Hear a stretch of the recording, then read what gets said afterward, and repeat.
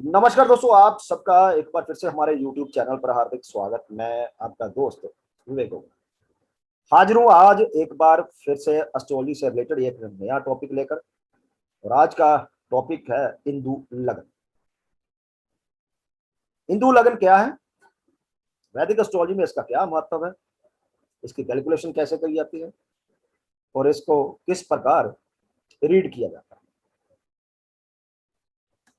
Indian astrology एक काफी बड़ा क्षेत्र है दोस्तों, जिसमें असीम संभावनाएं जुड़ी हुई हैं।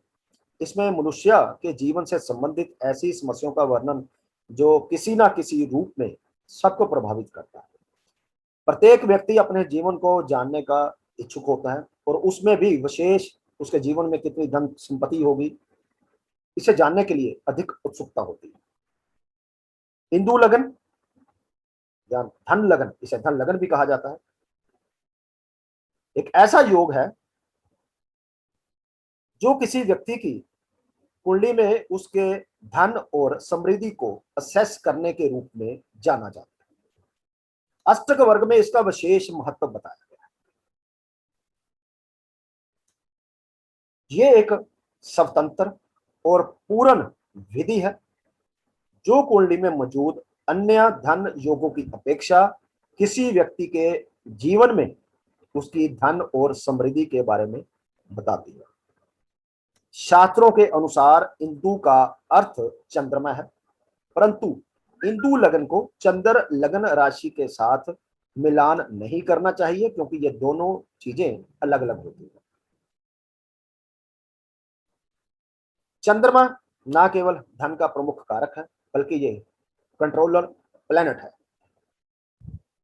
चंद्रमा की मदद के बिना कोई भी व्यक्ति जीवन में या जीवन निर्वाह को सुगम नहीं बनाए रख सकता है, तो अन्य चीजों को तो छोड़ ही देना चाहिए।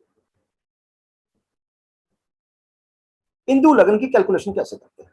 सबसे पहले तो यहाँ यह बात बताना जरूरी है कि इंदु लगन की कैलकुलेशन में राहु और केतु को शामिल नहीं किया जाता, लेकिन बाकी के 7 प्लैनेट है उनको शामिल किया जाता है। और इन 7 प्लैनेट को इंदु लगन की कैलकुलेशन में बनाने में कुछ ना कुछ अंक दिए गए हैं। जैसे कि सूर्य, इसको 30 अंक प्राप्त है, चंद्रमा को 16, मंगल को 6, बुध को 8, बृहस्पति 10, शुक्र 12 और शनि को 1 अंक प्राप्त है। इंदु लगन की कैलकुलेशन करने के लिए सबसे पहले जन्म कुंडली में चंद्रमा जहां पर प्लेस्ड होगा, वहां से 9th भाव में जो भी राशि होगी उस राशि का स्वामी कोई ना कोई होगा। तो अंक हमने बात कर ली, तो वो अंक हमें नोट करना होगा। इसी प्रकार जो भी लग्न होगा, वहां से 9th भाव में जो भी राशि होगी उस राशि का स्वामी जो भी होगा उसके भी अंक हमें जोड़ने होंगे।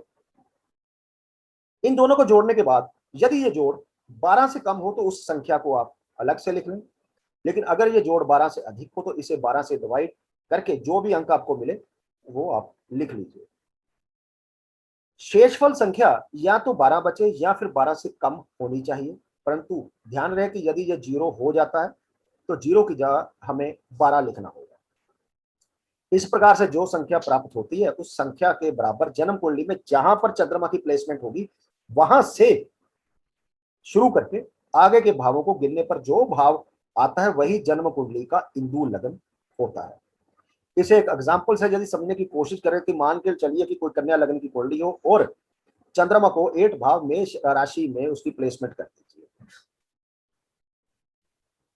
अब कन्या लगन से यदि देखेंगे तो 9th भाव में वृषभ राशि आएगी जिसका स्वामी शुक्र, उसे हमने 12 अंक दिए हुए, उसे नोट कर लीजिए। इसी प्रकार चंद्रमा से 9th भाव में धनु राशि आएगी जिसका स्वामी गुरु होता है, उसको 10 अंक दिए गए, उसको जोड़ कर लीजिए।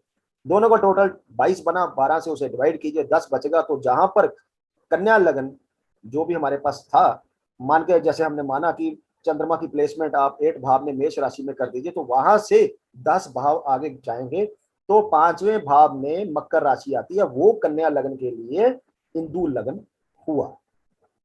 इस प्रकार इंदु लगन हमारे पास बन जाता है दोस्तों। अब इसको कैसे देखते हैं उसके बारे में बात करें, कुछ थोड़े से पॉइंट है। इंदु लग्न में यदि एक शुभ ग्रह इंदु लग्न बनने के बाद शुभ ग्रह वहां पर हो, बाकी ग्रहों की प्लेसमेंट उसी तरह हमें करनी है जो जन्म चार्ट में है, जहां जहां वो जिस राशि में है। तो हिंदू लग्न में यदि एक शुभ ग्रह भी हो और पाप ग्रह से वो मुक्त हो तो ऐसे व्यक्ति जीवन में काफी धन कमाते हैं। हिंदू लग्न में यदि उच्च का पाप ग्रह बैठा हो तो व्यक्ति धनवान होता है, और यदि नीच का पाप ग्रह बैठा हो तो शास्त्र में उसे दरिद्र कहा गया है। हिंदू लग्न का स्वामी यदि मतलब लग्नेश हिंदू लग्न का लग्न को देखे तो भी व्यक्ति धनी होता है।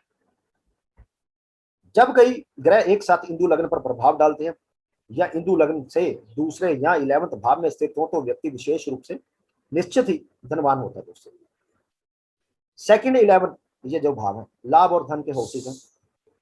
त्रिकोण या 11th के स्वामी 11th स्वामी के साथ इनका संबंध जो होता है वो धन देने वाला होता है, और इसमें यदि लग्नेश भी शामिल हो जाए तो काफी मात्रा में जातक ऐसे जो है जीवन में धन की प्राप्ति करते हैं।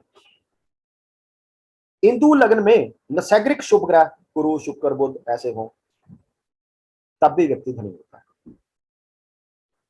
यदि हिंदू लग्न में केवल एक ही शुभ ग्रह स्थित हो परंतु वह किसी शुभ अथवा अशुभ ग्रह से भी दृष्ट हो तो व्यक्ति धनवान तो होगा परंतु पहले की स्थिति की तुलना में थोड़ा कम होगा। और यदि हिंदू लग्न में सिर्फ पाप ग्रह हो जैसे कि सूर्य मंगल जो क्रूर ग्रह है और शनि तब भी व्यक्ति पर्याप्त रूप से धनी होता है। यदि हिंदू लग्न या जैसे हम धन लग्न भी कहते हैं कोई अशुभ ग्रह अपनी उच्च की राशि में स्थित हो तो व्यक्ति जीवन के प्रथम भाग में सामान्य रूप से धनी होगा, लेकिन बाद का जो जीवन होगा उसमें उसका धन बढ़ेगा। एक अच्छा धन होने के लिए जीवन में किसी जातक के जो हिंदू लग्न है उसके जो उपचय भाव है 3rd 6 10 और 11 वहां पर ग्रह होने लाजमी है। और लग्नेश यदि लग्न को देख रहा हो तो ऐसा जो हिंदू लग्न वाले जो जातक हैं जिनके चार्ट में ऐसा हिंदू लग्न बनता है मजबूत हिंदू लग्न और उपचय भाव में ग्रह हो तो बड़ी दौलत जो है जीवन में उनको मिलती है। हिंदू लग्न से केंद्र त्रिकोण में शुभ ग्रह की दशा आ जाए, शुभ ग्रह हो और उनकी दशा आ जाए तब भी ऐसे जो जातक हैं वो उस दशा काल में अच्छा धन कमाते हैं। और लेकिन यदि हिंदू लग्न से 3rd 6 8 और 12 इन भावों में बैठे ग्रह या इन भावों के स्वामियों की दशा आ जाए तो ये धन को या धन का इनकार करते हैं या धन का नाश करते हैं उस समय में जब ये इनकी दशा भुक्ति अंतर चलती है। राहु केतु की बात करें कि यदि ये लग्न में अकेले बैठे तो ये अपने डिस्पोजर का प्रभाव देंगे, और जब धन देने वाले भावों में या उनके स्वामियों के साथ ये डिस्पोजर अच्छी तरह से होता है तो राहु केतु भी धन के कारक बन जाते हैं। और यदि इनका स्वामी खराब स्थिति में होता है या फिर धन देने वाले भाव या भावनियों से कोई रिलेशन ना हो इसके स्वामी का तो वो धन नहीं दे सकते। यदि सबसे बड़ी बात हिंदू लग्न कुंडली के 3रे 6ठे 8वें 12वें भाव में आता है, जो भी आपका जन्म चार्ट होगा मान लीजिए हिंदू लग्न वहां पे जो भी 3rd भाव में राशि होगी वो हिंदू लग्न बन जाए, या 6 भाव में जो राशि होती है वो हिंदू लग्न बन जाए, 8 भाव में जो राशि वो हिंदू लग्न बन जाए, या 12वें भाव में जो राशि हिंदू लग्न बन जाए तो ये भाव हिंदू लग्न के लिए खराब माने जाते हैं। 3रे भाव के हिंदू लग्न तो हम ये कह सकते हैं कि बंदा धन कमाने के लिए कड़ा संघर्ष उसको करना पड़ेगा। इसके अलावा 6ठे भाव के साथ यह दुश्मनी का व्यवहार करता है। 8वें में हिंदू लग्न जो है धन की संभावनाओं को बिल्कुल ही खत्म कर देता है, और 12वें भाव का हिंदू लग्न धन की संभावनाओं को नजरअंदाज करता है। इसके अलावा एक सबसे बड़ी चीज जो मैं कहना चाहूंगा वो ये है कि नॉर्मली जो भी एस्ट्रोलॉजर्स हैं वो सब हिंदू लग्न को फाइनेंस के लिए इसका कैलकुलेशन करते हैं, लेकिन इसको खाली सिर्फ फाइनेंस के लिए नहीं देखना चाहिए, किसी भी और भी भाव के लिए हिंदू लग्न हम लगा सकते हैं, जैसे कि संतान की प्रॉमिस के लिए, चाइल्ड बर्थ उसका टाइमिंग के लिए, उसके लिए भी हम हिंदू लग्न का प्रयोग कर सकते हैं, लेकिन उसकी कैलकुलेशन कुछ अलग तरह से। तो आने वाले वीडियो में मैं कोशिश करूंगा कि उसकी कैलकुलेशन के बारे में भी हम चर्चा करें आप दोस्तों के साथ। और आशा करता हूँ कि आज का जो ये वीडियो है वो टॉपिक है आपको अच्छा लगा। यदि अच्छा लगा तो वीडियो को प्लीज लाइक कीजिए, शेयर कीजिए। जल्दी मिलते हैं एक और नए टॉपिक को लेकर, तब तक लिए दोस्तों नमस्कार।